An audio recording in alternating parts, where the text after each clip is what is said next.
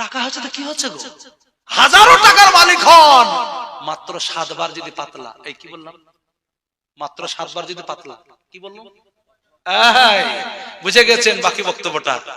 7 বার পাতলা পায়খানা হলে লাইন খারাপ, স্ট্রোক থেকে গেল, প্যারালাইসিস থেকে গেল, ব্রেন স্ট্রোক থেকে গেল, এগুলো তো রেখেছে মালগালা। আল্লাহ বলছে সব আমার হাতে, টাকা হয়েছে তো কি হচ্ছে। অহংকার করবে না টাকা নিয়ে। মুফতি জার্জিসের 2টো পয়সা হয়েছে, মনের মধ্যে হমিকা কাজ করছে। আল্লাহ বলছে থাম, 1 মিনিটের খেলা। পেটে যন্ত্রণা শুরু হয়ে গেছে। সিজিয়া হিফজখানার মাহমুদিয়া মিশকাতুল মাসার হেড মাওলানা সাহেব ছিল, বলছে হুজুর আপনার এরকম গ্যাস হয়ে গেল, একটা অ্যাসিলক মেরে দেন, র্যানটাক দিল, জিনটাক, কিছু তো কাজ নেই। আল্লাহ বলছে তোকে খেলা দেখা হচ্ছে। সাথে সাথে শালবনের হসপিটালে উঠালো, বলে আমাদের রোগী দেখার জন্য রাখেনি, যত রোগী আসবে সব মেদিনীপুর মেডিকেল কলেজে পাঠাতে বলেছে। মেদিনীপুর মেডিকেল কলেজে নিয়ে গেছে, ওখানকার ডাক্তার আপন আপন উঠিতে সব নার্সিং হোমে, সব অপারেশন থিয়েটারে রেডি আছে, চলে যাবে, সময় কম, কলকাতা পিজিতে নিয়ে যান। পিজির ডাক্তাররা বলছে একটু দক্ষিণ ভারতে চিকিৎসাটা ভালো হয়, বলে তাই নাকি? সঙ্গে সঙ্গে অনলাইনে বাস অ্যাপোলো হসপিটালে, এখান থেকে আপনার নেতাজি সুভাষচন্দ্র বোস এয়ারপোর্ট থেকে ফ্লাইটের টিকিট হয়ে গেল জওহরলাল নেহরু, বাস একটা অ্যাম্বুলেন্স চলে এলো অ্যাপোলো থেকে, বডিটা চাপিয়ে দেওয়া হলো। ডাক্তার টিম বসে বলছে স্যার কোনো টেনশন নেবেন না, ভিতরের পার্টস একটা ছোট্ট প্রবলেম রয়েছে, একটু সার্জারি দরকার আছে, মোটামুটি ছেড়ে যাবে। বলে টাকা পয়সা কেমন খরচ হবে স্যার? বলে আমাদের এখানে ফ্রি চিকিৎসা প্রায় হয়, ধাগা মাগা কেনার জন্য মাত্র 9.5 লাখ টাকা লাগবে। একে টাকা বলে? হাসলেন? এর থেকে ন্যায্য কথার কিছু আপনাকে শোনাতে পারবো না। এটা হচ্ছে টাকা। এটা কি বলুন, তাড়াতাড়ি বলুন। এর থেকে অস্থায়ী পৃথিবীতে আর কিচ্ছু নেই। আমি বলছিলাম আপনাদেরকে, আবেগে উচ্ছ্বাসে কথা বলবো না, নম্রতার সঙ্গে কথা বলবো, জোরে বলেন ইনশাআল্লাহ। 4 নাম্বার যাতে সম্মান দুনিয়া তো বড় পরকালে, ওয়াসসালাতু আলাস নিয়াম। সবাই ঘুমাচ্ছে, আপনি তাহাজ্জুদের জন্য উঠে গেলেন আল্লাহর কাছে। এই মুহূর্তে আল্লাহকে চাইলেন, আল্লাহর কাছে চেয়ে আপনি অনেক কিছু পেয়ে যেতে পারেন। রাসূলকে এক সাহাবী জানতে চাইলেন আইয়ু দুআ সবথেকে দোয়া কবুল কোন টাইমে হয়? রাসূল 2টো টাইমকে মার্কিং করে দিয়েছেন, ফি জাফিল আখার ওয়া ফি দুবুর সালাতিল মাকতুবা, ফরজ নামাজের পরে আর বলুন তাহাজ্জুদের সময়। সুতরাং এই 4টে কাজ পুরুষদের জন্য আমি দিলাম, আপনাদের জন্য টিপস। মেয়েদের জন্য 4টে দিয়েছি, আপনাদের জন্য কটা দিলাম বলুন? 4টে। কি? গরিব অসহায় দরিদ্রদেরকে খানা খাওয়াবো, নম্রতার সঙ্গে কথা বলবো, সালামটা বেশি বেশি প্রচার করব, রাত্রি জেগে একটু আল্লাহর কাছে পার্সোনালি দেখা করতে যাব ইনশাআল্লাহ। বলুন, মনে থাকবে তো?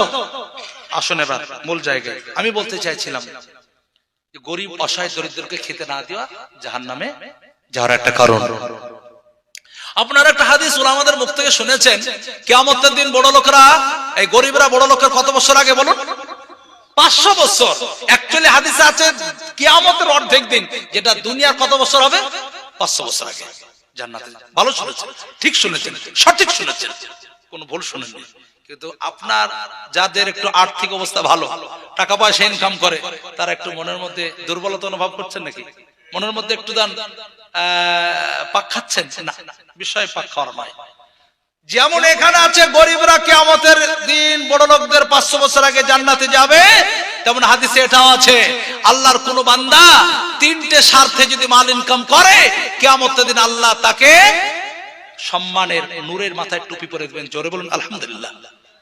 কটা স্বার্থে বললাম? কটা বললাম? 3টে। একটা একটা করে শুনুন। 1 নাম্বার, আমার নবী বিশ্ব নবী বললেন আল-ইয়াদুল উলা খায়রুম মিন ইয়াদিস সুফলা, উপরের হাতটা নিচের হাতের থেকে ভালো, ভিক্ষা চাওয়ার থেকে ভিক্ষা দেওয়াটা বলুন ভালো। এই জন্য মাল ইনকাম করছেন, আমার ছেলেকে, আমার মেয়েকে, আমার স্ত্রীকে, আমার বাড়ির কোন সদস্যকে আমাকেও যেন ভিক্ষা না করতে হয়, প্রয়োজনের জন্য গরিবদেরকে আমি ভিক্ষা দিতে পারি।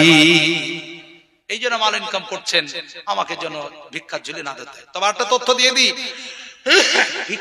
ভিক্ষা দিতে যে যেন মনে কোনো অহংকার তৈরি না হয়, অহমিকা তৈরি না হয়। রেমন্ড কার হাতে আছে? বাবা কন্ট্রোল কার হাতে আছে? কন্ট্রোলার বলুন আল্লাহর হাতে। যদি মনে কোনো জায়গা তৈরি হয় অহংকারের, ভিক্ষার ঝুলি আপনার হাতে আল্লাহ ধরে দিতে পারে। হাদিস নয়, একটা ঘটনা। কালবি বলে একটা আরবি সাহিত্যের বই, আগে দারসে নিজামে তো পড়ানো হতো, এখন আগে পড়েছে, এখন আর পড়ানো হয় না। কাফিয়া কি সারাজীবন মুসলমান পড়েছিলাম। কালবি একটা ঘটনা আছে, হাদিস না। এক মহিলা কোন এক ফকিরকে ভিক্ষা দিতে গিয়েছেন, সঙ্গে সঙ্গে ফকিরকে দেখার সাথে সাথে মহিলা অজ্ঞান হয়ে বাড়ির গেটের সামনে পড়ে গিয়েছে। বাড়ির মালিক ছুটে গেলেন, ফকিরকে অ্যাটাক করলেন, বলে আমার স্ত্রীকে কি বললে? আমার স্ত্রীর সঙ্গে কোনো কারাকীর্তি করেছো, কোনো মন্ত্রতন্ত্র মনে হয় দিয়েছো?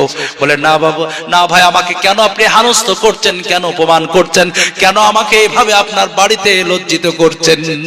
আমি আপনার স্ত্রীকে কিচ্ছু বলিনি, কোনো রকমের মন্ত্রতন্ত্র দিইনি, কোনো কারাকীর্তি করিনি, তাহলে এমন কেন হলো? বলে তা বলতে পারবো না, আমি নির্দোষ, আপনার স্ত্রীর সঙ্গে কোনো দুর্ব্যবহার করিনি। দুজনের মধ্যে জেরা চলছে, ইতিমধ্যে মহিলাটার জ্ঞান ফিরে এলো।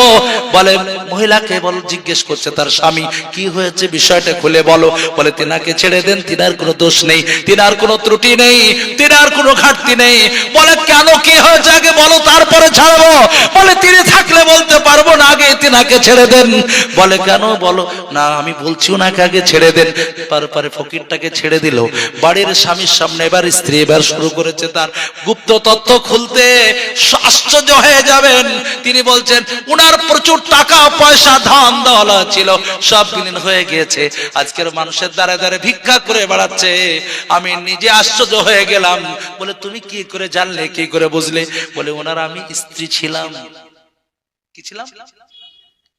ওনার বিনা অনুমতিতে কোন একটা ফকিরকে একদিন ভিক্ষা দিয়েছিলাম।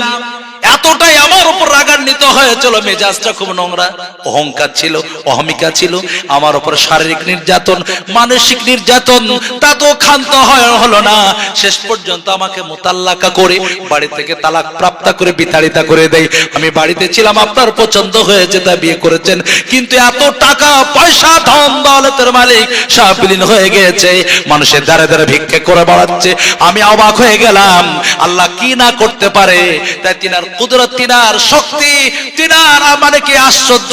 আল্লাহ রাব্বুল আলামিনের কারিশমা দেখার পরে নিজেকে কন্ট্রোল করতে পারলাম না, অজ্ঞান হয়ে পড়ে গেছি। জোরে বলুন সুবহানাল্লাহ।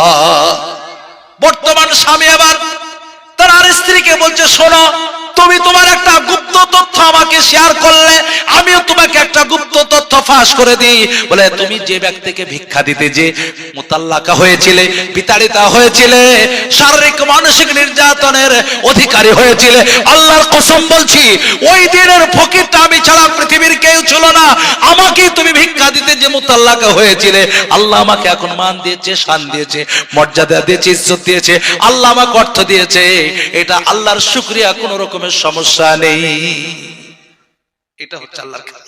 তুযিল্লু মান তাশা ওয়া তুইজ্জু মান তাশা বিয়াদিকাল খায়র ইন্নাকা আলা কুল্লি বলুন শাইইন কাদির ওয়াল্লাহুল গানি ওয়া আনতুমুল ফুকারা।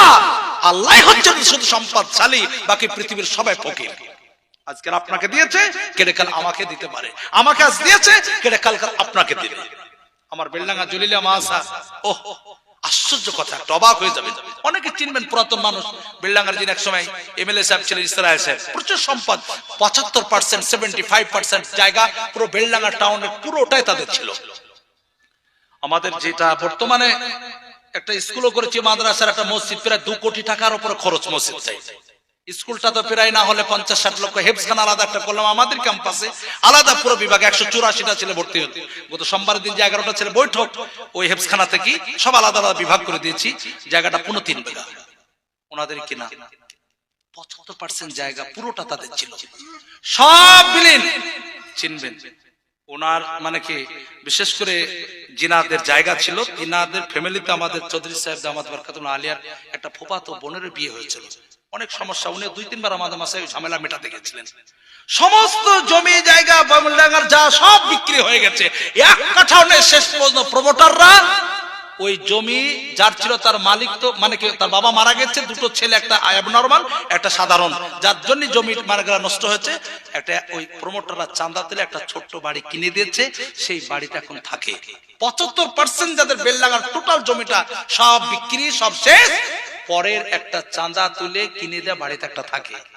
মাদ্রাসায় যখন কোন অনুষ্ঠান হয়, আমাদের মাদ্রাসায় চলে আসে, আমাদের বলা আছে ওই ফ্যামিলির কেউ এলে একদম 1 সেকেন্ড যেন দাঁড়াতে না হয়, কিটলিটাকে ভরে দেবা, বাড়িতে পৌঁছে দেবা।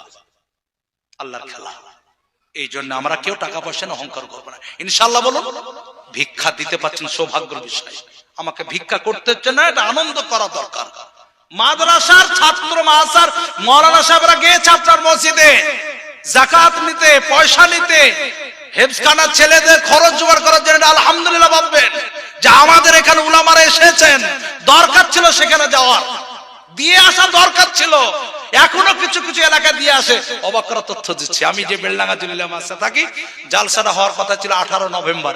আপনারা জানেন বেলডাঙ্গা একটা সমস্যা হয়েছিল না, ওই সমস্যার কারণে ডেটটা চেঞ্জ করে দিয়ে 15 ডিসেম্বর জালসা করেছিলাম। জালসায় আমাদের কালেকশন হচ্ছে 71 লক্ষ টাকা। কত বললাম? সুবহানাল্লাহ বলবেন না? 113 কুইন্টাল চাল জালসার দিন মাদ্রাসার মানে কি আপনার বারান্দায় জমা হয়েছে। কত কুইন্টাল? একটা চালও আমাদের কোন মাদ্রাসার শিক্ষক, কোন ছাত্র কাউকে তুলতে যেতে হয়নি। আলহামদুলিল্লাহ বলুন, একটা ছাত্রকে যেতে হয়নি, একটা শিক্ষককে যেতে হয়নি। সিস্টেম হচ্ছে বেলডাঙ্গা, আমরা জালসার আগে প্রত্যেকটা সমাজের মানুষের কাছে একটা চিঠি পাঠিয়ে দিই, আপনার সমাজ থেকে 2 কুইন্টাল চাল, 100 কেজি আলু, 50 কিলো ডাল বা হয়তো কফি ইত্যাদি, আর 2000 টাকা আমরা লিখে পাঠিয়ে দিই। মহল্লার মানুষ, ওই এলাকার মুড়লেরা চাল তুলে, বিশেষ করে 3টে মাসার জন্য নিজেরা চাল তুলে, একটা সরুলিয়া, একটা জলিলিয়া, আর একটা মেয়েদেরও মাসা আছে। এই চাল তোলার পরে তারা ওই জালসা দিন সকালবেলায় টুকটুকি ভাড়া করে, ভ্যান ভাড়া করে, লসিমন ভাড়া করে তারা মুড়লরা নিয়ে যায়। একদিকে চালের চেক কাটে জমা হয়, অপরদিকে তাদেরকে রীতিমতো আমরা নাস্তা খাওয়া দাওয়ার ব্যবস্থা করে রাখি। 110 কুইন্টাল প্লাস চাল। আগে ধানের আবাদ খুব বেশি হতো, খুব বেশি হতো, এখন একটু কমে গেছে বলে কম হচ্ছে, তবু 110 কুইন্টাল, 14-15 কুইন্টাল আমরা রান্না করছি, বাকিটা বোর্ডিং এর জন্য থেকে যায়। এটা হচ্ছে আমাদের বেলডাঙ্গার দরকার ছিল ওই রকম ভাবে তুলে দেওয়ার। খারাপ রাখেনি বেলডাঙ্গার মানুষকে। বেলডাঙ্গার বুকে এখন যদি 1 কাঠা জায়গা বিক্রি হয়, আমি কোন বিনা মুবালাগা বলছি 50 লক্ষ টাকা জায়গাটার কাঠা হবে। সুবহানাল্লাহ বলবেন না? ভাই সাহেব ছাড়া কারোর কেনার ক্ষমতা নেই, ভাই সাহেব ছাড়া কিনতে পারবে না। 50 লক্ষ টাকা কাঠা, যা চাইবে সেটাই আছে। আমি আপনাদের বলতে চাইছি, মহল্লায় মাদ্রাসা এটা সত্যি বড় সৌভাগ্যের বিষয়। রাসূলের এক সাহাবী বলছেন, আমার পার্শ্বে একটা ঘোড়া বাঁধা ছিল, হুজুর আমি কোরআন পড়ছি, ঘোড়াটা তাম তাম করে লাফাতে শুরু করলো, বন্ধ করে দিলাম, লাফানো বন্ধ হয়ে গেল। আবার কেরাত পড়া শুরু করেছে, আবার লাফাচ্ছে। রাসূল বলছেন, বাবু পড়া বন্ধ করলে কেন? পড়তে বলে, পড়তাম, কিন্তু পাশে আমার বাচ্চা একটা শুয়েছিল, হয় না আমার বাচ্চার উপরে পা উঠে যাবে, তার জন্য ভয়ে পড়া বন্ধ করলাম। সমস্যা ছিল না, তুমি কোরআন পড়ছিলে, আল্লাহর রহমত বরকত নাজিল হচ্ছিল, তুমি দেখতে পাচ্ছিলে না, ঘোড়াটা দেখতে পাচ্ছিল, তাই সেই মুহূর্তে একটু মানে অস্থিরতা ভোগ করছিল। সুবহানাল্লাহ বলবেন না? তো মহল্লায় মাদ্রাসা আছে, হেফজখানা আছে, সবের উপর আপনাকে আশ্চর্য একটা তথ্য দিই, আনন্দ লাগলো। এখানে 63-67টা মাদ্রাসা, একটা মুসাবাকাতুল কোরআন, সেই মুসাবাকাতুল কোরআনে আপনার এই বড় সিজওয়ার মানে কি মাহমুদিয়া মিশকাতুল মাদ্রাসার ছাত্র পজিশন, এটা 4টাখানেক বিষয় গো। সিজুয়া গ্রামের যে নামটা ওখানে উঠেছে, এটাই তো অনেক কিছু আপনার পাওনা। জেনে রাখবেন, টাকা দেওয়ার থেকে প্রতিষ্ঠানকে আন্তরিক ভালোবাসা, এটা বেশি আপনার ক্রেডিট। টাকা দিলেন, বিরোধিতা করলেন, এটা ফালতু। টাকা দিতে পারলেন না, বলবে আমাদের দেশে একটা মাদ্রাসা হচ্ছে বন্ধ ছিল গো। বর্তমান শিক্ষক কমিটির মানুষরা এতটা সজাগ, তারা সুন্দর হেফজখানা চালাচ্ছে এবং একটা ছেলে পজিশন এসেছে, আপনার কথা তারা 10 জন দেওয়ার জন্য উদ্বুদ্ধ হবে। ঠিক না ভুল বললাম? আমি বাংলায় একটা মাসে পড়েছিলাম, মাত্র একটাই, চিনবেন না আপনারা, মুর্শিদাবাদে, খুব পিছিয়ে পড়া এলাকা।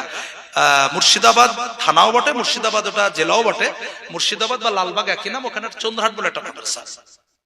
আশ্চর্য দুটো ঘটনা শোনাবো, দুটো যে মাদ্রাসাকে কি করে ভালোবাসতে হয়, দুটো নমুনা আপনাকে দিচ্ছি। আমি ছোট ছেলে বক্তব্যে যখন পড়ি, আমাদের একজন শিক্ষক, উনিও বক্তব্য রাখেন, এত দূরে আসতে চান না, মৌলানা মোশাররফ হোসেন সাহেব, এখনো বেঁচে আছেন। উনি তখন যুবক, ইয়াং ছেলে, একদম অবিবাহিত অবস্থায়, আজ থেকে প্রায় 35 বছর আগেকার কথা বলছি আমি। আমার তো পাশ করে আসা 21-22 বছর হয়ে গেল, আর একদম আরো ছোটবেলা, তার মানে কি 31-32 বছর আগেকার কথা। আমাদের দেশে ওই মাইকে একটু মসজিদে বসে আদায় হয়, আর স্থানীয় ব্যক্তিরা কিছু কিছু বলুন দিয়ে যায়, এই সিস্টেমটা ছিল, এখন আর নেই। কিছু কিছু মহল্লা আছে, উনি মাইকে বসে যে গ্রামে মাদ্রাসা ওই গ্রামে কালেকশন করছেন। আমরা ছোট ছেলেগুলো যে চাল নিয়ে আসছে, কেউ পাটি নিয়ে আসছে, কেউ ডাল নিয়ে আসছে, কেউ ডিম নিয়ে আসছে, এটা দিচ্ছি, আর ওনাকে বলছেন দোয়া করছেন, ওগো বাড়ি বলে একটা দোয়া করে না, কি করে টান দিয়ে ওরকম দোয়া করছেন। একটা বৃদ্ধা মহিলা একটা পার্টি নিয়ে মসজিদের গেটে উঠছে, আমরা পার্টিটা নিয়ে হুজুরকে বলবো, হুজুর অমুক মহিলাটা, তো আপনার নাম কি, পার্টিটা দেন। তো বলছে না বাপ তোরা থাম, আমি মুশারফের কাছে যাব। তো মুশারফ সাহেবের কাছে যে বলছে লেও দাও আমাদেরকে, লেদার মানে খুব বৃদ্ধ মহিলা। বাপ মুশারফ গত বছর তুমি আদায় করছিলে, আমি মনে মনে চাইছিলাম কিছু টাকা দিব, কিছু জিনিস দিব, কিন্তু আমি গরিব, কিচ্ছু পারিনি। সেই দিন থেকে আমি নিয়ত করেছি আগামী বছর তো আবার মুশারফ আদায় করবে। আমি পাড়ার মানুষের কাছে একটা একটা করে খেজুরের ডাল চেয়েছিলাম, শুকিয়ে সেই ডালের পাতা দিয়ে একটা পাটি বানিয়েছি, এই পাটিটা দিচ্ছি, তালিবুল ইলম সাহেবরা পড়বে, আমার জন্য নেকি হয়, এতে কোরআন পড়বে, আমি যেন কবর ভালো থাকি। কি বললাম বুঝতে পেরেছেন? গরিব, একদম গরিব, কিচ্ছু নেই, পরের গাছের খেজুরের ডাল চেয়েছে, একটা পাটি বানাবে একটা। 2 নাম্বার ঘটনা, আমরা ওই নুন্দা, গোবর দিয়ে নুন্দা না কি বলে আপনাদের দেশে, গোবর দিয়ে জাল দেওয়া তৈরি হয়, আমাদের দেশে নুন্দা বলে, কোন দিকে গুড়া বলে, ঘুটে বলে, ছোট ছোট গেলে ঘুটে বলে, আর যেটা পাটখটির ভিতরে লম্বা হয় ওটাকে আমরা নুন্দা বলে। ওগুলো ওই সময় 1 টাকায় 4 খান 5 খান করে বিক্রি হতো, আমরা কিনে নিয়ে আসছিলাম। একটা মেয়ে ছুটতে ছুটতে এসে বলছেন বাপ আমারও 10 খান নিয়ে যাও। তো বলছে আমাদের টাকা নাই, যা হুজুররা টাকা দিয়েছিলেন ওই টাকা তো ফুরিয়ে গেছে। না বাপ কিনে নাই, আমি গরিব মানুষ, আমার স্বামী বোম্বাই থাকে, টাকা পয়সা কিছু দেয় না, আমি গরিব, তো সবাই তো সবকিছু দেয়, বাগানে পড়ে আছে গোবর, আমি কুড়িয়ে দেবো, কিছু নন্দা করেছি, 10 খানা নিয়ে যাও, জাল দেবা, আমার জন্য দোয়া করো। কথা বললাম কি বুঝতে পারছেন তো? একদম গরিব, সত্যিকারে পিছিয়ে পড়া এলাকা, খুবই গরিব। সেই জায়গার মাদ্রাসা এখন দাওরা হাদিস পড়া হয়, চন্দ্রহাট মাসে হেফজখানা আছে, দাওরা হাদিস আছে, ছেলেদের বুখারী শরীফ পড়ানো হয়। সুবহানাল্লাহ বলবেন না? আপনাদের সিজোয়া গ্রাম তো সত্যি বড় অর্থশালী গ্রাম, আমি তো বুঝতেই পারছি। আপনারা একটু যদি আন্তরিকতা বাড়িয়ে দেন, এই মাদ্রাসা দারুল হতে দেরি লাগবে না, না দেরি লাগবে না। আপনাদের অনুরোধ, আবেদন, দরখাস্ত, আলেম ওলামারা গেলে ইজ্জত করবেন, সহযোগিতা করবেন, সম্মান করবেন, ইনশাআল্লাহ বলুন, জোরে বলেন ইনশাআল্লাহ। দরকার ছিল। আমি বলতে চাইছিলাম যে মাল 1 নাম্বার উদ্দেশ্য আমাকে যেন ভিক্ষা না করতে হয়, বরং ভিক্ষা যেন বলুন দিতে পারে। 2 নাম্বার বুনিয়াল ইসলাম আলা খামস, এই ইসলামের বুনিয়াদ কটা বলুন? সবাই জানেন, ঈমান, সালাত, সাওম। ভালো করে শুনবেন, এই 3টে জিনিসকে করতে যে টাকা লাগে না, পয়সা লাগে না, গরিব বড় লোক সবাই। কিন্তু আর 2টো ঈমানের বুনিয়াদ রয়েছে, যাকাত আর কি, হজ। যে হজের সাথে আমার রাসূল বলেছেন ফামান হাজ্জা লিল্লাহ ফালাম ইয়ারফুস ওয়ালাম ইয়াফসুক রাজাকা ইয়ামিন ওয়ালাদাতুমহু, যে ব্যক্তি হজে গেল, দুষ্টুমি করলো না, গুনার কাজে লিপ্ত হলো না, শুধু আল্লাহকে রাজি খুশির জন্য হজে গিয়েছে, আমার নবী বিশ্বনবী বললেন যেমন নবজাতক শিশু জন্ম নেয় নিষ্পাপ মাসুম বেগুনাহ, তার জীবনে কোনো গুনাহ থাকে না, হাজী সাহেব যখন হজ থেকে ফিরে আসে আল্লাহ তার কোনো জীবনে গুনাহ রাখে না, সব মাফ করে দেয়। আমার নবী আরো তথ্য দিয়েছেন এই প্রসঙ্গে, লাইসা ফিল হাজ্জিল মাবরুর ইল্লাল জান্নাহ, মাকবুল হজের প্রতিবদলা। রাসূল বললেন জান্নাত ছাড়া কিচ্ছু হতে পারে না, জোরে বলুন সুবহানাল্লাহ। ইসলামের যে একটা বুনিয়াদ, 6 লক্ষ টাকা খরচ হবে, টাকা না হলে আপনি হজ করতে পারবেন না। প্রত্যেক বছর যাকাত দেবেন গো, টাকা না হলে আপনি যাকাত দিতে পারবেন না। সুতরাং মাল ইনকাম করা 2 নম্বর টার্গেট। ঈমান নিয়ে এসেছি, নামাজটাও পড়ি, হজ প্রত্যেক রমজানে রোজা রাখি, তেমন যেন প্রত্যেক বছর কিছু যাকাতও দিতে পারি, আর একবার যেন আল্লাহর ঘরটাকে জিয়ারত করে আসতে পারি। মধ্যে মধ্যে এই বলে দোয়া করবেন, আল্লাহ আমাকে ইসলামের 5টা বুনিয়াদের উপর আমল করার তৌফিক দাও। এটা যদি কবুল হয়ে যায় আপনার কেল্লা ফতে।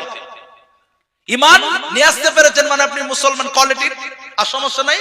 নামাজ পড়তে পারছেন, রোজা রাখতে পারছেন মানে শরীর সুস্থ, তবেই তো রোজা রাখতে পারছেন গো বাবা, আপনার শরীরে রোগ না অসুখ নেই। যাকাত দিতে পারছেন, হজ করতে পারলেন মানে আর্থিক অবস্থা আপনার চাঙ্গা, বাড়িতে কোনো অভাব নেই, কোন রকমের মালের অর্থনৈতিক কোন রকমের সংকট নেই। এই কথা বুঝতে পারছেন আমি কি বললাম? তো মাল ইনকাম করা 2 নম্বর টার্গেট, যে আমি আমার এই অর্থ ইনকাম করে ইসলামের 5টা বুনিয়াদের উপরে যেন আমল করতে পারি। খুব গুরুত্বপূর্ণ একটা দোয়া, আল্লাহ আমাকে ইসলামের 5টা বুনিয়াদের উপর আমল করা তৌফিক দান করো, এই দোয়াটা করবেন। তিন নাম্বার মাল ইনকাম করার টার্গেট, মালের দ্বারা তো একাই শুধু আমি ভোগ বিলাসিতা করব না, এই মালের দ্বারা তো আমার আত্মীয় স্বজন, আমার প্রতিবেশী, আমার ধর্ম, আমার জাতি, আমার দেশ, আমার মহল্লার মানুষ, আমার সমস্ত রকমের মাযহাবের মানুষ যেন উপকৃত হতে পারে। আপনার গরিব বোন ছেলে আলামিন মিশনে সুযোগ হয়েছে বা দারুল দেওবন্দে পড়াশোনা সারতে যাবে, ছেলের খুব সুন্দর ব্রেন, আপনার ভাগ্নে ভালো হাফিজে কোরআন হয়েছে, ফার্সি নহমি তিনটে জামাত পড়া হয়ে গিয়েছে, দারুল দেওবন্দে ভর্তি হবে, মন চাইছে আমার ভাগ্নেটা বড় আলিম হোক, আমার ভাগ্নেটা বড় ডাক্তার হোক, বড় ইঞ্জিনিয়ার হোক, আপনার মন চাইছে। বোন বলছে আপনাকে ভাই 1010 টাকা তুমি ব্যবস্থা করে দাও, আপনার মন চাইছে আমার ভাগ্নের জন্য দেব, কিন্তু আপনার নিজের আর্থিক অবস্থা ভালো না হলে দিতে পারবেন না। মাল ইনকাম করার উদ্দেশ্য আমার আত্মীয় কোজন হেল্প করতে পারে, প্রতিবেশীর বাড়িতে ইফতারির পয়সা নেই, সেহরির চাউল নেই, মন চাইছে 25 কিলো একটা চালের বস্তা কিনে দেব, ইফতারির জন্য 500 টাকা তার জন্য বিনিয়োগ করব, কিন্তু আপনার আর্থিক অবস্থা ভালো না হলে দিতে পারবেন না। বড়সিজা গ্রামের মসজিদের ডেভেলপের জন্য কালেকশন চলছে, কেউ 5,000 10,000 10 ব্যাগ 5 ব্যাগ সিমেন্ট দিচ্ছে, আপনার মন চাইছে আমি 10 ব্যাগ সিমেন্ট দেব, কিন্তু আপনার আর্থিক অবস্থা ভালো না হলে দিতে পারবেন না। ওরে মুসলমান, আপনার যদি আর্থিক অবস্থা ভালো হয় কয়েকটা লেবার আপনার বাড়িতে করে খাবে, কিছু না হলো একটা গাড়ি কিনতে পারলেন, একটা ড্রাইভারও তো কমসে কম পেটের রুজিবুটির ব্যবস্থা হবে। মাল ইনকাম করার টার্গেট নিজে একাই ভোগ বিলাসিতা নয়, মালের দ্বারাতে আমার জাতি, আমার ধর্ম, আমার মাযহাব, আমার প্রতিবেশী, আত্মীয় স্বজন সবাই যেন উপকৃত হয়। এই মেজাজ দিয়ে যদি মাল ইনকাম করেন, আল্লাহ কিয়ামতের দিন আপনার মাথায় আল্লাহ নূরে তাজ পরে দিবেন। জোরে বলুন আলহামদুলিল্লাহ। কষ্ট হচ্ছে আপনাদের? এই কষ্ট হচ্ছে? সুতরাং আজ থেকে আমরা প্রত্যেকে নিয়ত করে নিই 3টে উদ্দেশ্যে মাল ইনকাম করব। জোরে বলেন ইনশাআল্লাহ। আল্লাহ রাস্তায় এই মাইন্ড নিয়ে মাল ইনকাম করলে অনেক বরকত। মিশকাতে নতুন হাদিস আছে কিতাব সাদকাতের মধ্যে, অবাক করা একটা তথ্য। তবে বনী ইসরাইলের কেউ ঘটনাটা বলেছে, আমার নবী বিশ্ব নবী বলছেন, এক ব্যক্তি কোদাল নিয়ে ঘোরাফেরা করছে জমিতে, পানি খাওয়ানোর জন্য কিয়ারি কেটে দেয় না, কি বলে আপনাদের দেশে, কোদাল দিয়ে টম কিয়ারি আল কেটে দেয়, এদিকে পানি ঢোকায়, এরকম কোদাল নিয়ে ঘোরাফেরা করছে। মেঘের একটা টুকরো গায়েবানা আওয়াজ দিল, অমুকের জমির জন্য তুমি পানি বর্ষণ হয়ে যাও, তার জমিতে একটু পানির সেচ দিয়ে দাও। সঙ্গে সঙ্গে বৃষ্টি বর্ষণ হয়ে গেল, পানিটা গচ্ছিত একটা ড্রেন দিয়ে ক্যানেল দিয়ে পানি যাচ্ছে, যেতে যেতে দেখছে ওই জমিতে একজন ব্যক্তি কোদাল নিয়ে ঘোরাফেরা করছে। বলে বাবু তোমার নাম কি? বলে আমার নাম অমুক। ওই নামটাই বললো যে নামটা মেঘের পক্ষ থেকে বলা হয়েছিল। বলে আমার নাম কেন জিজ্ঞেস করলে? বলে তোমার নামটা আল্লাহর পক্ষ থেকে গায়েবানা আওয়াজ দিয়ে বলা হলো।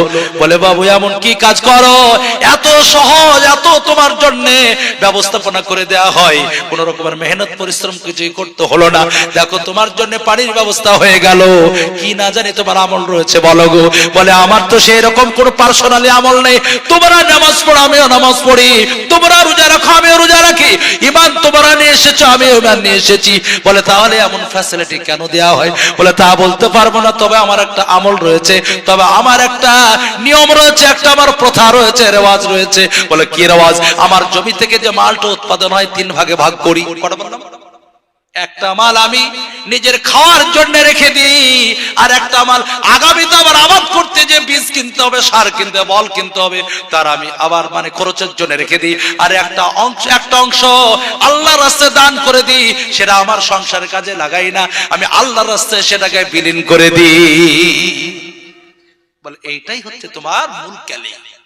সুতরাং আমরা যে ইনকাম করব, সেই ইনকাম থেকে একটা অংশ লাভ্যাংশ আমরা আল্লাহ রাস্তায় দিব, এই নিয়তে যদি রাখি, আপনার ব্যবসা বাণিজ্যতে বরকত আসবে, ইনকামের মধ্যে বরকত আসবে ইনশাআল্লাহ। বলুন আল্লাহ যেন আমাদের আমল করা তৌফিক দান করুক। সকল বিল আল্লাহুম্মা আমিন। জোরে বল আল্লাহুম্মা আমিন। বলছিলাম আর ইনকাম করার 3টে উদ্দেশ্য দিলাম। জাহান্নামে যাওয়ার 4টে কারণ, জাহান্নামীরা বলবে 2টো বললাম, 3 নম্বরটা বলি। জাহান্নামীরা বলবে কুন্না নাখুযু মাল খায়িজিন, আজকে জাহান্নামে এসেছি তার 3 নম্বর কারণ, আমরা দুনিয়ার বুকে বেশিরভাগ গুনার মজলিসে, অসামাজিক, অশালীন, অশোভনীয় মজলিসগুলোতে সময় দিতাম। জোরে বলুন আস্তাগফিরুল্লাহ। যুবক ভাইদের স্বার্থে বলছি, লজ্জাও লাগছে।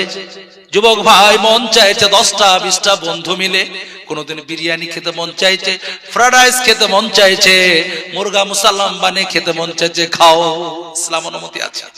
আমার ইসলাম এমন মজার গো, লা ইকাল্লিফুল্লাহ নাফসান ইল্লা ওয়াসআহা, শক্তির বাইরে ইসলাম কোনোদিন কিছু চাপিয়ে দেয়নি। আলহামদুলিল্লাহ বলো। মন চাইছে 10টা বন্ধু মিলে তুমি খাও, কিন্তু তোমাকে পুষ মাসেই খেতে হবে, জানুয়ারির 1 তারিখে খেতে হবে। এটা কে শিখিয়েছে? রাসূলের একটা মূল্যবান হাদিস, মান তাশাব্বাহা বিকওমিন ফামিনহুম, অন্য সম্প্রদায়ের রীতিনীতি যদি গ্রহণ করো, কিয়ামতের দিন তার সঙ্গে হাসর হবে। ইসলামিক কোন সিস্টেম নয় রে বাবা যে 1 জানুয়ারিতে তুমি বর্ষবরণ করবা। যদি বর্ষবরণ করা এটা ইসলামিক প্রথা হতো, মুহররমের 1 তারিখ হওয়া দরকার ছিল। আদৌ এটা ইসলামিক কালচার নয়, অন্য জায়গা থেকে তুমি কালেকশন করেছো, ভুল হয়েছে, আগামী তার নয়। তো মন চাইছে 10টা বন্ধু মিলে তোমার কিছু ভালো মন্দ খাও না। তোমাকে গান বাজাতে, ডিজি বাজাতে কে বললো? বলে হুজুর একটা ছেলে চালিয়ে দিয়েছে, আমাদের কোন রকম ইচ্ছাও ছিল না, মেনে নিলাম। মাজাটা দুলাতে কে বললো? তোমাকে ডান্স করতে কে বললো? আফসোস। বলে হুজুর তালে তাল মিলাতে যে হয়ে গেছে, মেনে নিলাম, যদিও জায়েজ নেই। মদের বোতল কে নিতে বললো? সব থেকে ঘৃণা লাগে আমার মুসলিম যুবকরা এখন এইরকম ডিজি বাজে আনন্দ ফুর্তি করে, কিসের জন্য? কারণটাই খুঁজে পায় না। আনন্দটা তোমার কিসে? হ্যাঁ, তবে তোমার জন্য আনন্দের কিছু বিষয় আছে, আমি বলছি। 1 নাম্বার তোমার আনন্দের বিষয়, তোমার জন্য মোদিজি প্রস্তুতি নিচ্ছে তোমার মসজিদ, তোমার কবরস্থান, তোমার মাদ্রাসা, তোমার ঈদগাহ, তোমার খানকা, তোমার বাপ দাদার সম্পত্তিকে আজকের হাতে এনে তোমাকে আস্তে আস্তে সংকীর্ণ করার টার্গেট নিয়েছে। এই আনন্দ তো তুমি ডিজি বাজাতে শুরু করেছো। আজকের ওয়াকফ বিল যে নিয়ে আসতে চাইছে, কতটা ভয়ঙ্কর! একটু যদি চিন্তা করতে তুমি খাওয়া বন্ধ করে দিতে, আর তুমি ডিজি বাজাতে শুরু করেছো। তোমার জন্য আনন্দের বিষয় রয়েছে। বছর 2 আগে, গত রমজান মাস, বছর 2 আগে রমজান মাসে আসামে হুজাই বলে একটা জায়গা রয়েছে, হুজাই এক মহল্লায় একটা মুসলমান বৃদ্ধ ব্যক্তি ফল বিক্রি করে বেড়াচ্ছিল। সঙ্গে সঙ্গে তার উপর অত্যাচার। বলে বাবা, আমাকে মারছো কেন? তোমাদের পিতৃ সমতুল্য ব্যক্তি রোজা আছে গো, কষ্ট হচ্ছে খুব। তারা বলছে রোজা আছে, মানে এই অবস্থায় মারা গেলে নেকি বেশি হবে, আগে রোজাটা নষ্ট করে দে। 1 বোতল জোর করে মদ মুখে দিয়ে মদ পান করে দেয়। আস্তাগফিরুল্লাহ বলুন। তাতেও ক্ষান্ত হয় না, শেষ পর্যন্ত জোর করে একটা শুকুরের গোশতের টুকরো মুখে ভরে দিয়ে মেরে দিল। এবং সেই মুরব্বী ব্যক্তির কেস আসামে হুজাই বলে না কোন পুলিশ স্টেশনে নেয়নি, এখন পর্যন্ত তার কোনো বিচার নেই। তোমার জন্য একটা আনন্দের খবর রয়েছে, মুসলমান মাথা মোটা জাতি, আসিফা বলে একটা টুকটুকে গোলাপের চেহারা। ওই ভুলে গেছেন কাশ্মীরের আসিফার কথা? ভুলে গেছেন তার কথা? এখন পর্যন্ত তার কোন রকমের বিচার কোন কোর্টে আলোচনায় আসেনি। হে মুসলমান, তোমার জন্য আর একটা আনন্দের খবর রয়েছে। গুজরাটের বুকে একজন মহিলাকে 13 জন মিলে প্রকাশ্য ধর্ষণ করেছিল। মহিলাটার নাম আপনারা জানেন, বিলকিস বানু। তাদের 13 জনকে জেল থেকে বের করে মুখে মিষ্টি দিয়ে, গলায় মালা দিয়ে বরণ করা হয়েছে, কোন বিচার হয়নি। এটা তোমার আনন্দের বিষয়। হে মাথা মোটা যুবক, তোমার জন্য আর একটা আনন্দের বিষয় রয়েছে। আমি বলছিলাম কিছুদিন আগে ত্রিপুরা কৈলাস শহরে গিয়েছিলাম। আমার খুব কাছের একজন মানুষ আব্দুল বাতিন ভাই বুকে ধরে জোরে 3 মিনিট ধরে কান্না করছেন। বলে ভাই, আমার এখানকার হিন্দু ভাইদের কারণে আমাদের মসজিদটা বেঁচে গেছিল, নাহলে আমাদের মসজিদটাও পুড়ে ছাই করে দিত। বের হওয়ার কোন পরিস্থিতি ছিল না। 13টা মসজিদের উপর আক্রমণ হয়েছিল। মসজিদগুলো কোনটা পুড়ে ছাই, কোনটা আপনার অর্ধেকটা পুড়ে গেছে, কোনটা ভাঙচুর। আমাদের হিন্দু ভাইরা কিন্তু পাশে দাঁড়িয়েছিল, আমরা কিন্তু বের হতে পারিনি। এটা তোমার জন্য খুশির খবর। হে যুবক, তোমার জন্য আর একটা খুশির খবর শোনাচ্ছি। তুমি জানো তোমার জন্য কত চক্রান্ত চালাচ্ছে ভারতবর্ষ? হিন্দু, মুসলিম, আদিবাসী, খ্রিস্টানদের বাস। সবাই যাকে ইচ্ছা করে একজনকে আমাদের নেতা হিসাবে গ্রহণ করা হয়। আমরা ভোট দিয়ে তাকে নেতা হিসেবে গ্রহণ করি, তার পরামর্শে আমাদের দেশ চলে। চাইছে ভাই সাহেবদের ভোটাধিকারকে কেড়ে নিয়ে তাদেরকে বি ক্যাটাগরি নাগরিকে পরিণত করতে পারলে আমরা ভালো খুশিতে থাকতাম। এই টার্গেট নিচ্ছে। এইরকম অবস্থাতে তুমি এখনো ডিজি বাজিয়ে গান বাজিয়ে মাজা তুলে ডান্স করছো, এর থেকে ঘৃণার কথা কি হতে পারে? আমার মুর্শিদাবাদে একটা অংশ আছে, ছাগলের কুরবানি বেশি দেয়। আমার যে এলাকায় বাড়ি, বেলডাঙ্গা, কান্দি, বহরমপুর, এইসব এলাকায় ছাগলের কুরবানি বেশি হয় না। আমাদের পূব এলাকা, গরিব এলাকা আমাদের এলাকাটা, সেখানে ছাগলের কুরবানিটা কেমন? বাড়িতেই আমাদের ছাগল পোষার রেওয়াজ আছে। 4-5টা ছাগল, তার মধ্যে একটাকে গরিব বড় লোক সব একটা কুরবানি রেখে দেয়। এ বছরে এটা কুরবানি থাকবে, বড় হয়ে গেছে, সামনে বছরের জন্য আর একটা কুরবানি রেখে দেয়। মানে কিনতে হয় না, বাড়িতে নিজেরাই বলুন পুষে কুরবানি হয়ে যায়। কুরবানির সময় আমাদের দেশের নিয়ম আছে, ওই ছাগল যে কুরবানি দেওয়ার জন্য কাঁঠালের পাতা, পিঠা, কিছু ক্ষীর রান্না হয়, পায়েস রান্না হয়। ওই কুরবানির খাসি যে কুরবানি দেয় তার সামনে দেয়, গা ধোয়ায়, হলুদ মাখায়, সাবান দিয়ে আছে। এগুলো ধর্মীয় কোনো রীতিনীতি মেনে নয়, কালচার নয়, একটা পরিবেশ আছে। তো কি হয়, ওই কুরবানির দিন আবার ওই কুরবানির পশুটা কিন্তু খেতে চায় না। ওই পরের বছর যে কুরবানি দেওয়া হবে একটা পুচকি খাসি আবার রেখে দেওয়া হচ্ছে। এই যেটা কুরবানি হবে যখন নিয়ে চলে যায় কুরবানি গায়ে কুরবানি দেওয়ার জন্য, ঈদ পড়ার সময় নিয়ে চলে যায়, ও এখন বাড়িতে একা একা একবার কাঁঠালের পাতা মুখ দেয়, একবার চালে মুখ দেয়, একবার পায়েসে মুখ দেয়, একবার ক্ষীরে, আর তারাম তারাম করে লাফাচ্ছে। মন ও ভাবছে আজ থেকে এই বাড়ির এবার আমি একাই ডন, আমার ওপরে যে ছিল সে চলে গেছে, এখন আমার বিরুদ্ধে কেউ, আমার প্রতিপক্ষ কেউ নাই, আনন্দ ফুর্তি করে। কিন্তু আর হুশ নাই, 1 বছর পর ওরও নাম্বার আসবে। আর হুশ নাই, তুমি ডিজি বাজাচ্ছ, তুমি মাজা দিলে ডান্স করছো, মদের বোতল নিয়ে ইমানের মানে চিনিমিনি খেলছো, তোমারও যে নাম্বার আসবে না এটা তুমি ভেবো না, সাবধান হয়ে যাও।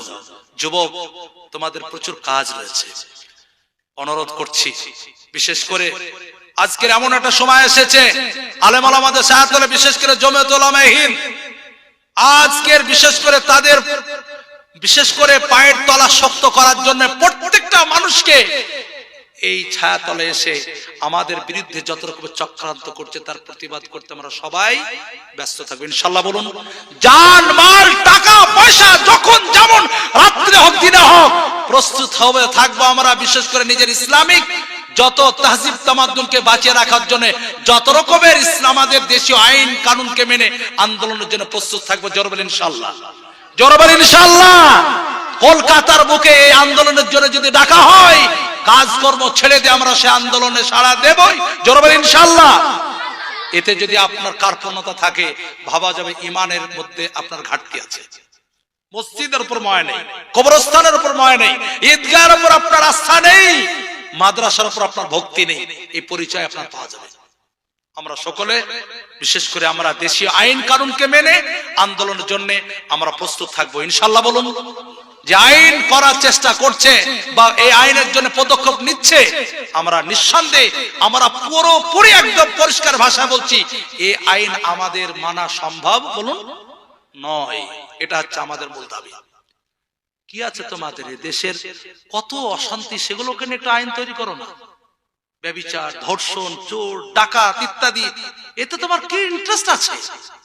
আল্লাহ যেন আমার দেশের যারা পরিচালক তাদেরকে সঠিক বুঝদান করুক, আল্লাহুম্মা আমিন। যদি ঘাটতি বুঝদান যদি না হয়, কত তোমার থেকে আরো তাবড় তাবড় আল্লাহ নিস্ত নাবুদ করেছে, তেমন তাদের জন্য সেই রকম অবস্থা করে দে। সকল বিল আল্লাহুম্মা আমিন। আমি বলতে চাইছিলাম, বিশেষ করে গুনার মজলিসের সময় দেব না বাবু। বাড়িতে আমাদের একটা গুনার মজলিস তৈরি হয়েছে, সপরিবারে 40 বছর আব্বা, 35 বছরের মা, 24 বছরের যুবক ইয়াং ছেলে, 18 বছরের যুবতী মেয়ে একসঙ্গে লিভিং রুমে, ডাইনিং রুমে 40 ইঞ্চি এলসিডি, একটা ছেলে একটা মেয়ের মাঝে ধরে ডান্স করছে, একটা মেয়ে একটা ছেলের মাঝে ধরে ডান্স করছে।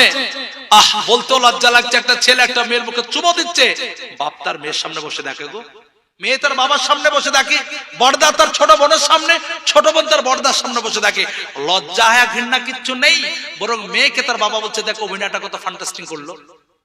অবস্থা রাসূলের হাদিস, আল ঈমান বিজুয়া সাবুনা শুবাতান ফাআফজালুহা কাউলু লা ইলাহা ইল্লাল্লাহ ওয়া আদনাহা ইমাতাতুল আযানিত তারিক ওয়াল হায়াউ শুবাতুম মিনাল ঈমান। ঈমানের 70 বেশি শাখা, বিজুন আপনার 3 থেকে 9 পর্যন্ত বলা যায়, 79 পর্যন্ত শাখা হতে পারে।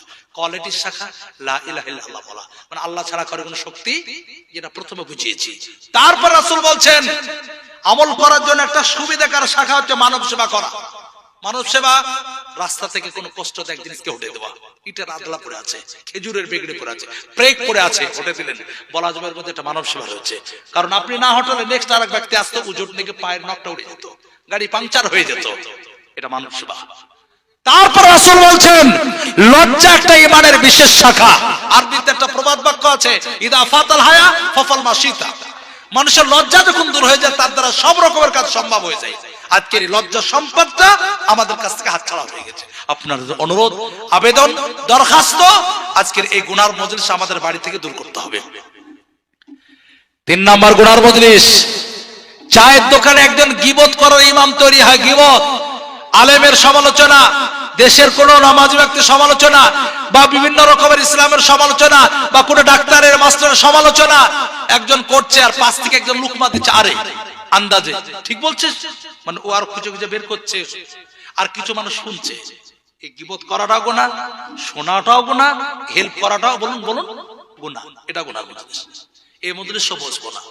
4 নাম্বার, আমাদের সমাজে আর একটা গুনার মজলিস, লজ্জা লাগছে বলতে, কষ্ট হচ্ছে। আজকের বিভিন্ন রকমের ফাংশন, বিভিন্ন রকমের অনুষ্ঠান, তাতে গান বাজি, খেলাধুলার মাঠে গান বাজনা, কোন শিক্ষা কেন্দ্রতে সেখানে গান বাজনা, বিভিন্ন রকমের আজকের মানে কি দোকান উদ্বোধনে গান বাজনা। আরে হাজির সাহেবের দোকানে হাল খাতা হবে, তাতেও না গান বাজালে কাস্টমার আসবে না, তা বলছে এটা গুনার মজলিস। আপনাদের অনুরোধ, আবেদন, দরখাস্ত, কিয়ামতের দিন এটা জাহান্নামে যাওয়ার 3 নাম্বার কারণ কি, আমরা গুনার মজলিসে সময় দিতাম। ইসলামিক মজলিসে, নেকির মজলিসে, দাওয়াত ও তাবলীগের কাজে, তালিমের কাজে, গাছতে এত সময় দিতে পারতাম না। অসামাজিক, অশালীন গুনার মজলিস সময় দিতাম। 4 নাম্বার, ভালো করে শুনুন, জাহান্নামীরা বলবে অকুন্না নুকাযযিবু বিয়াউমিদ্দিন। আজকে জাহান্নামে এসেছি, তার 4 নাম্বার কারণ আমরা পরকালটাকে অস্বীকার করতাম। এখন আমাদের চায়ের দোকানে কিছু মানুষ বসে গল্প করে, এই কবর আযাব কে দেখেছে রে, এই ধরনের কথা বলে, বাস জাহান্নামে যাওয়ার জন্য এটাই যথেষ্ট, আর অন্য কোনো তোমাকে কাজ করতে হবে না।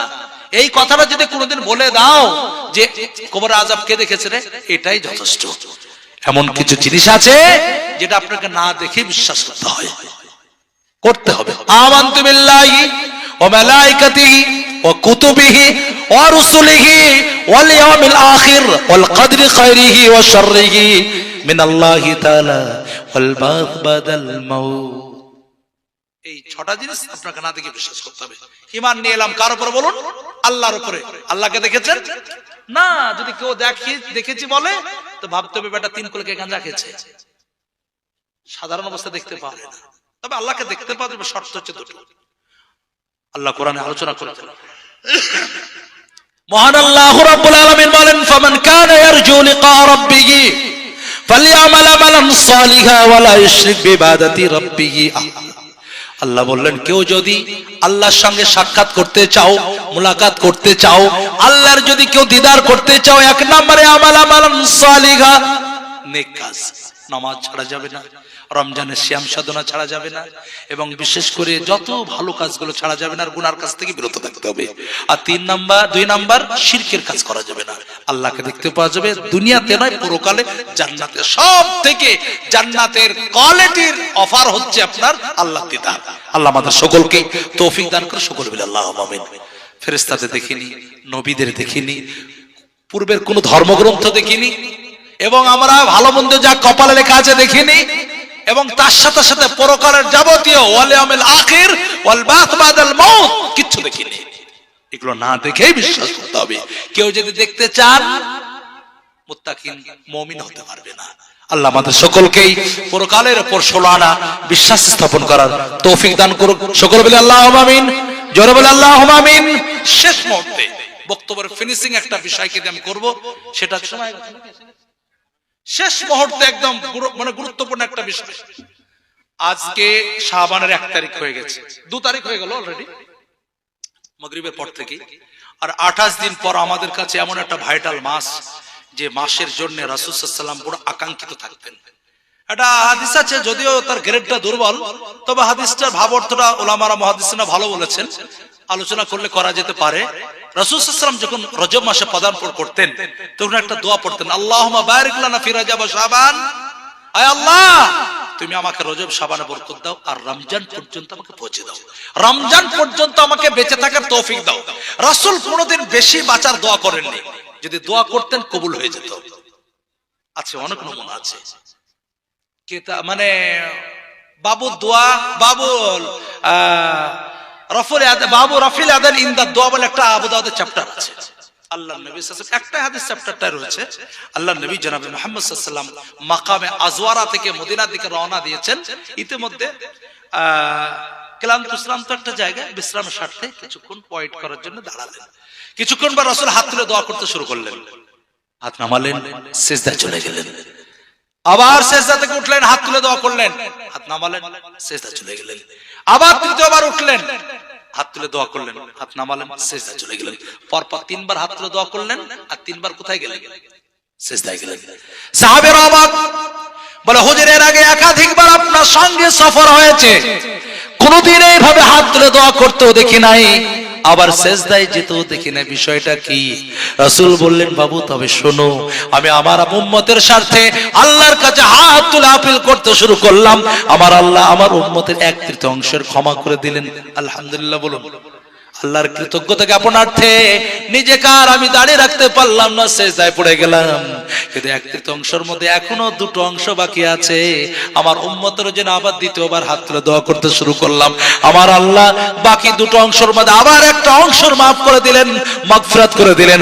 আমি আল্লাহর দরবারে আবার আল্লাহর জন্য শুকরিয়া জ্ঞাপন করার জন্য, কৃতজ্ঞতা জ্ঞাপন করার জন্য সিজদায় পড়ে গেলাম। আবার আমি আল্লাহর কাছে বাকি 1/3 আছে, তাদের জন্য হাত তুলে দোয়া করতে শুরু করলাম, আবার আল্লাহর কাছে হাত তুলে দোয়া শুরু করলাম, আল্লাহ আমার বাকি 1/3 উম্মতকে maaf করে দিলেন। একবার জোরে বলুন আলহামদুলিল্লাহ।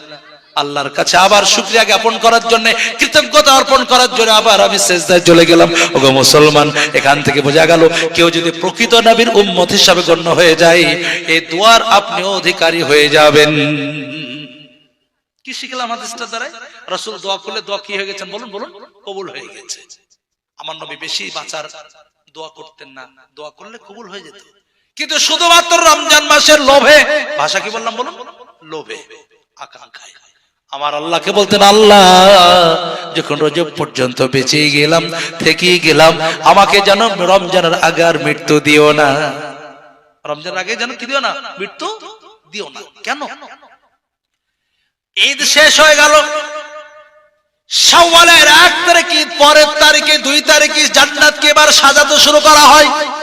মেদিনীপুর ইউনিভার্সিটিতে বা মেদিনীপুর মেডিকেল কলেজে যদি রিপোর্ট চলে আসে সামনে 3 মাসের পর রাষ্ট্রপতির এখানে একটা প্রোগ্রাম হবে, তোমাদের মেডিকেল কলেজে রাষ্ট্রপতির সঙ্গে স্বাস্থ্যমন্ত্রী আসবে, আরো 4-5 জন মন্ত্রী আসবে, তোমাদের মেডিকেল একটা বিশাল বড় একটা রাষ্ট্রপতি কিনে একটা সম্মেলন আছে। যেদিন রিপোর্ট চলে আসবে তার পরের দিন থেকে ইউনিভার্সিটি সাজাতে শুরু করবে না? হসপিটাল, মেডিকেল কলেজটা, ঘাস কোথায় আছে উঠে দাও, রাস্তা ঠিক করো, কোথায় একটু মানে কি বাল্বের প্রবলেম ঠিক করো, কোথায় দেখো এক জায়গায় ক্র্যাক এসে গেছে, ক্র্যাকটা ঠিক করে দাও, কোন জায়গায় কালার ফেড হয়ে গেছে, কালারটা করে দাও, কোন জায়গায় একটা মানে পানি পড়ছে, পানি নিকাশের সমস্যা, ওখানে একটা ভালো নলটা লাগিয়ে দাও। ঠিকঠাক করবে না? আমার রাসূল সাল্লাল্লাহু আলাইহি ওয়াসাল্লাম বলছেন, ঈদের পরের দিন থেকে জান্নাতকে সাজাচ্ছে। এখানে মানে কি জওহারাতের কালার করো, এখানে গোল্ডেন কালার করে দাও, এখানে তুমি চাঁদির কালার করো, এখানে মারমার লাগাও, এখানে মানে কি তুমি অন্য দামি পাথর গালা লাগাও, এইভাবে সাজাচ্ছে। ফেরেশতারা আল্লাহকে জানতেছে, আল্লাহ হালি তো ঈদ হলো, আবার কার জন্য তুমি এমন করে জান্নাতকে সাজাচ্ছ? তখন জান্নাত ফেরেশতাদেরকে আল্লাহ বলবে, আগামী বছর রমজানে যারা রোজা রাখবে তাদের জন্য আমি জান্নাতটাকে বলুন সাজিয়ে রাখছি। সুবহানাল্লাহ বলতে মন চাইছে না? আমাদের রমজান সামনে আসছে, কিছু যুবক ছেলেদের চিন্তা শুরু হয়ে গেছে, কি হবে? কোন কোন যুবক গ্রামে থাকে না, বাড়ি চলে যায়, বাইরে চলে যায়। গ্রামে থাকলে রোজা না করলে মানুষ কিটিকিটি করতে পারে, বাদ দে, বাইরে থাকবে রোজা করি না করি কেউ দেখার নাই। এরকম যেন না হয় বাবা। সত্যি একটা অফার, সত্যি বিশাল বড় অফার। হাদিস শুনে, একটা হাদিস শুনে আমার বক্তব্য শেষ হয়ে যাবে। আমার নবী বিশ্ব নবী বললেন, হাদিসে কুদসি, আল্লাহ অ্যাকচুয়ালি বক্তব্য রাসূল হাদিসের চ্যাপ্টারে নিয়ে এসেছে। আল্লাহ রাব্বুল আলামিন বলছেন, রাসূল বলেন, আল্লাহ রাব্বুল বলছেন কি, আসসামু লি ওয়া আনা আজজি বিহি ওয়া ফি রিওয়ায়াত উখরা ওয়া আনা উজজা বিহি। ছোট্ট হাদিস, আসসামু লি, রাসূল বলছেন রোজাটা আমার জন্য। এখানে একটা প্রশ্ন করবেন, হাদিস যখন পড়াই হুজুরদেরকে, শিক্ষকদেরকে, ওই হাদিসের ছাত্ররা প্রশ্ন করে, আসসামু লি কেন বলেন আল্লাহ? নামাজও আল্লাহর জন্য পড়ি, যাকাত আল্লাহর জন্য দিই, হজও আল্লাহর জন্য করি, কিন্তু কোন হাদিসের চ্যাপ্টার as-সালাতুলি, আজ-যাকাতুলি, আল-হাজ্জুলি এমন কথা বলেননি। নামাজের জন্য, হজের জন্য, যাকাতের জন্য বলেননি, শুধু রোজার জন্য আল্লাহ রাব্বুল আলামিন বলেছেন আসসামুলি, রোজাটা আমার জন্যই বান্দা রাখে। কেন? নামাজের মধ্যে রিয়াকারি আছে, হজের মধ্যে রিয়াকারি আছে, দানের মধ্যে রিয়াকারি আছে, লোক দেখানো আছে। কিন্তু আপনার কোন মহল্লার মানুষ, কিছুক্ষণ আগে বলছিলাম, রোজা রাখার পরে চুরি করে কোনোদিন খায় না। কেন? ও জানে ইমাম, সেক্রেটারি, সভাপতি কেউ দেখতে পাবে না, কিন্তু আমার এই খাওয়া পান করাটাকে কে দেখতে পাবে বলুন? এই জন্যে রোজার মধ্যে কোনো ডুপ্লিসিটি নেই, কোনো কারচুপি নেই, কোনো রকমের দু নম্বরই নেই। রোজাটা ফ্রেশ। বান্দা কাকে দেখানোর জন্য রাখে? সমস্ত ইবাদতে সব কিরামান কাতিবিন তাদের মাধ্যমে দিয়ে লেখানো হয়। আর রোজা ইবাদতের স্বার্থে আল্লাহ বলছেন, আমি নিজ কুদরতি হাত দ্বারা লিখি। রাষ্ট্রপতির কাছ থেকে মাত্র 25 টাকা দামের একটা বই আপনার এই মহল্লার কেউ একটা গিফট পেয়েছে। কত টাকা দামের বললাম? 25 টাকা দামের একটা ফুলের, একটা ব্রোঞ্জের মেডেল।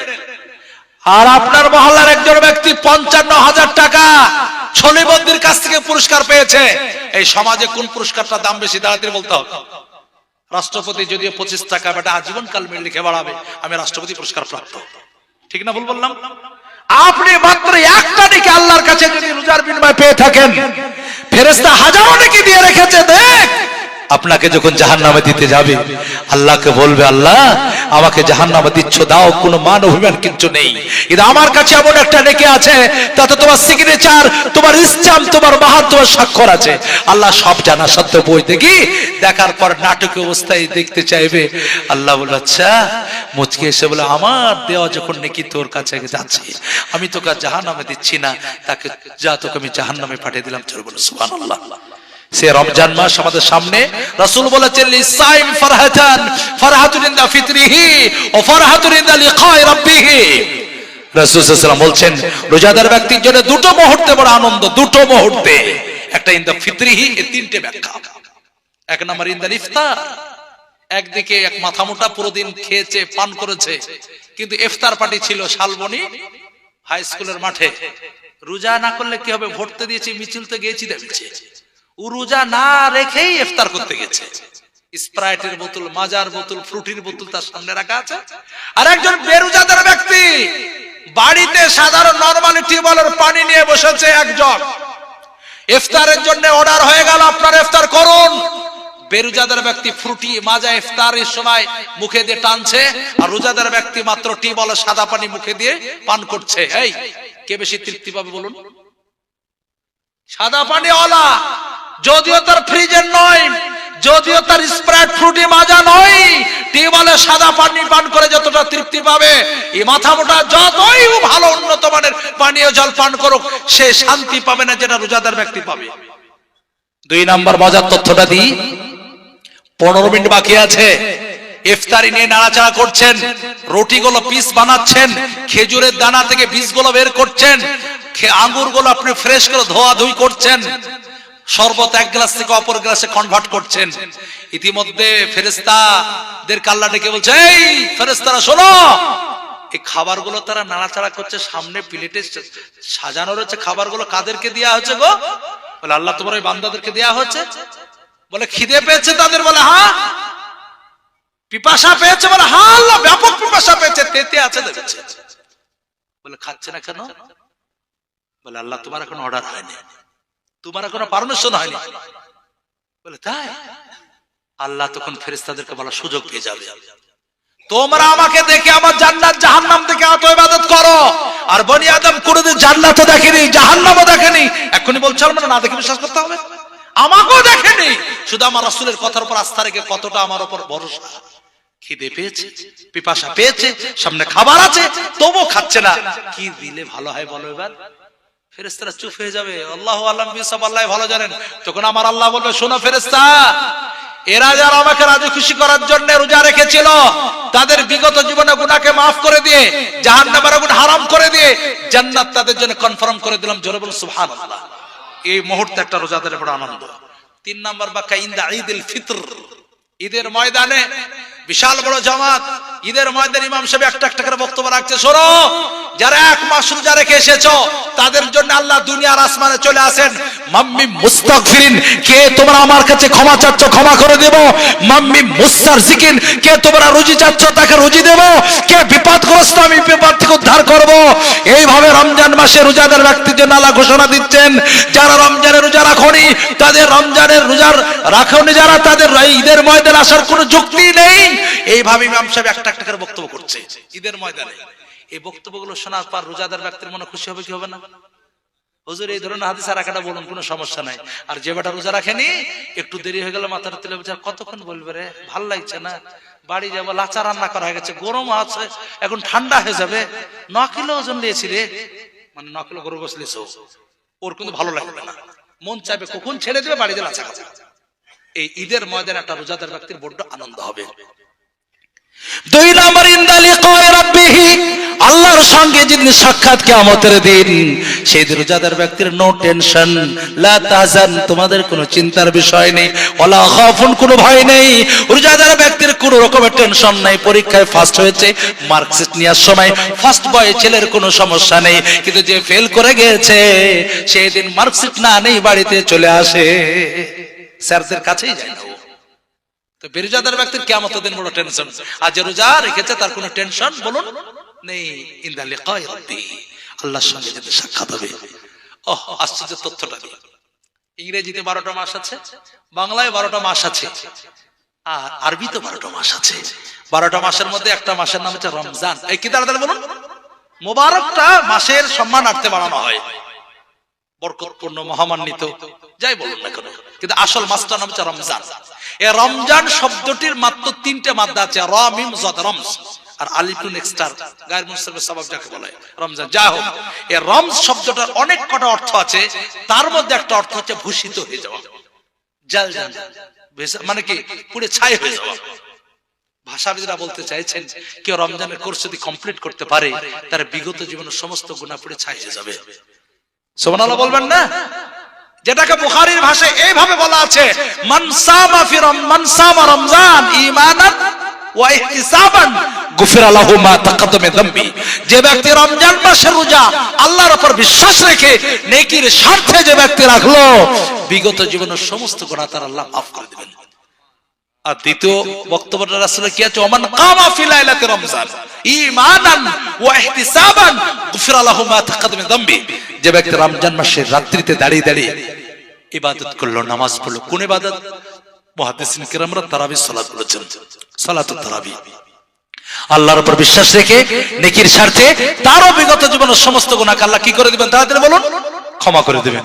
কিন্তু বড় দুর্ভাগ্যের বিষয় কি জানেন, অ্যাকচুয়ালি তারাবি সালাতটা কোরআন তেলাওয়াত করে, মানে কোরআনটা খতম করে করাটা সবথেকে ভালো। আমাদের দেশে এখন আস্তে আস্তে বন্ধ হয়ে যাচ্ছে, মানে যত ছোট সূরা দিয়ে পারবি তত তাড়াতাড়ি চালাতে বলছে। এটা ভুল। পুরো মুকাম্মাল কোরআন তেলাওয়াত করি, তারাবির নামাজটা সুন্নাত। আমাদের দেশে এখন একটু তারাবিতে লম্বা যদি সময় হয়ে যায়, ইমামের সমালোচনা। 47 মিনিট লাগে দিল, এমন ইমামকে নিয়ে এসে রে। গত বছর আমাদের ইমাম ছিল 13 মিনিট, 33 মিনিটে সব শেষ, সমালোচনা। ওই মাথা মোটাই, কিন্তু ওই মসজিদ থেকে বেরে 1.5 ঘন্টা ধরে ক্যারাম খেলে বাড়ি ঢুকছে, ওখানে কিন্তু মাথা আর মাজা লাগছে না, ওখানে তার সময়ের অসুবিধা নেই। এই জন্য আপনাদের অনুরোধ, আবেদন, দরখাস্ত, রমজানের রোজাকে 16 আনা আমরা গুরুত্ব সহকারে রাখার পরে একটু রাত্রিতে যত সাধ্য আপনার যেমন ক্ষমতা হবে একটু জেগে আমরা একটু বেশি বেশি ইবাদত করার চেষ্টা করব ইনশাআল্লাহ। বলুন জোরে বলেন ইনশাআল্লাহ। তাহাজ্জুদের নামাজ পড়ুন, তারাবির নামাজ পড়ুন, 2 রকমের নামাজ পড়ুন, যত বেশি করবেন তত বেশি নেকি হবে। বিশেষ করে হযরত সৈয়দ আরশাদ মাদানী দামাত বরকতুল আলিয়া যিনি আমিরুল হিন্দ, সারা ভারতবর্ষের যিনি আমির, উনি একটা রমজান কেসে গুজারে বলে একটা লিখেছেন, 5টা আমল বেশি গুরুত্ব দেবে।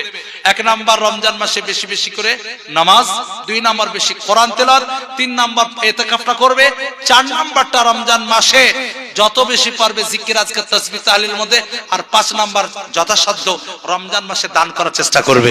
অন্য মাসে যদি 1 টাকা করেন, রমজান মাসে 70 টাকা আপনার ওই 1 টাকার বিনিময়ে আল্লাহ দিয়ে দিবেন। সুবহানাল্লাহ বলবেন না? এই জন্য সামনে রমজান মাস, বিশেষ করে আপনাদের সকলের কাছে অনুরোধ, আজকে তো যা দেবেনই দেবেন, আজকের যা এখানে দেবেনই দেবেন, রমজান মাসের জন্য এই নিজের মহল্লার মাদ্রাসাটাকে আমরা 100% এর একটা অংশ আমরা বরাদ্দ করে রাখবো, জোরে বলেন ইনশাআল্লাহ। প্রত্যেকেই আমরা এই মাদ্রাসার জন্য একটা অংশ আমরা বরাদ্দ করে রাখবো।